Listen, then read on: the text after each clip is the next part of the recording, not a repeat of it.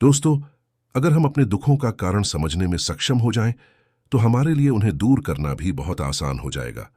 इसके बाद जीवन में परम शांति होगी और हमारे चारों ओर खुशियों के फूल खिलेंगे।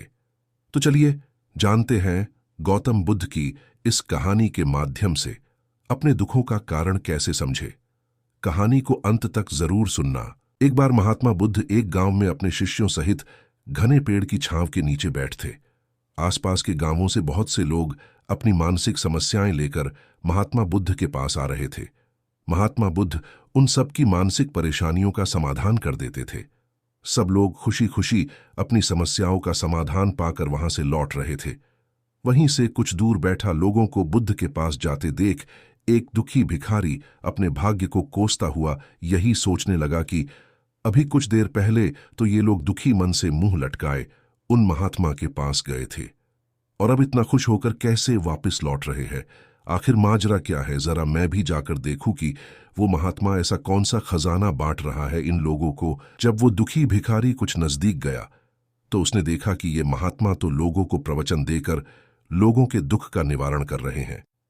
यह देखकर भिखारी के मन में भी तीव्र इच्छा हुई कि क्यों न मैं भी इन महात्मा को अपना दुख बताऊं, मुझे भी अपने दुख का समाधान अवश्य मिलेगा।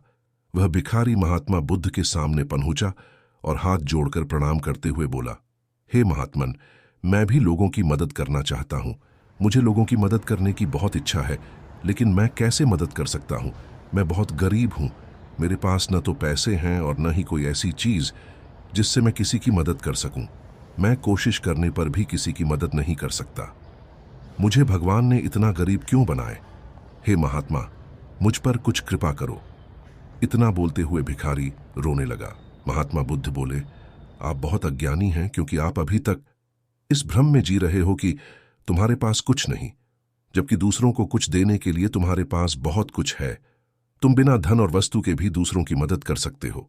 तुम्हारे पास जुबान है जिससे तुम मीठे शब्द बोलकर किसी के दुखी चेहरे पर मुस्कान ला सकते हो।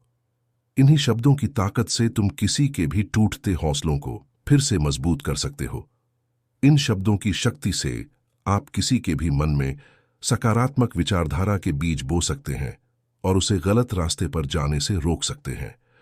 तुम्हारे दो हाथों से किसी भी कमजोर या लाचार व्यक्ति की सहायता कर सकते हो।